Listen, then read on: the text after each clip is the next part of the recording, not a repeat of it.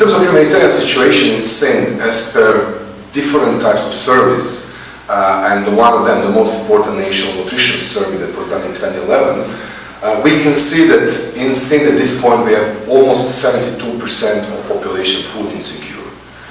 When we start analyzing this information, we will then find out that in Sindh itself we have over 1.1 million people who are acutely malnourished. That's a huge, staggering number. On the top of that, we have 400,000 children who are severely acutely malnourished. That's something which really triggers red lights and call for major complex humanitarian intervention. If we are talking about malnutrition of children, and if we are talking about main causes, it's not just about food security. We are talking about lack of support in terms of livelihood recovery.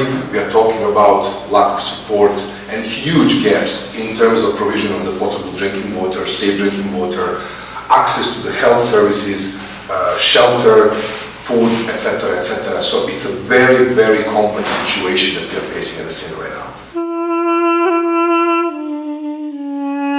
Since floods 2010, ECHO's partners and ECHO became fairly active and quite aware of the situation in Sindh. Practically, Sindh was some kind of terra incognita, land that was not really known, the situation in Sindh was not really well known to the humanitarian actors.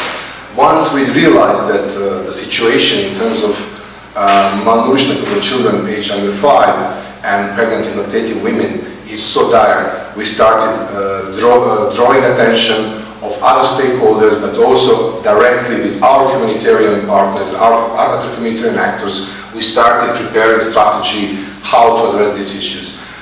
We have a lot of different activities which are supporting programs of different main humanitarian actors there related to the food security and nutrition, but also we realized that without engagement in activities related to the provision of water, safe drinking water, provision of sanitation facilities, access to health, access to shelter, this job cannot be done properly.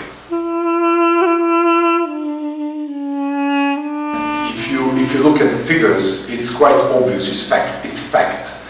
Sindh is becoming a forgotten crisis. There are different reasons why. We can talk also about new emerging crises worldwide. We are talking about global economic crisis, which practically also determines how much money will end up for the humanitarian aid. But in general, Sindh is becoming a forgotten crisis. There is less and less funds available to address all these issues.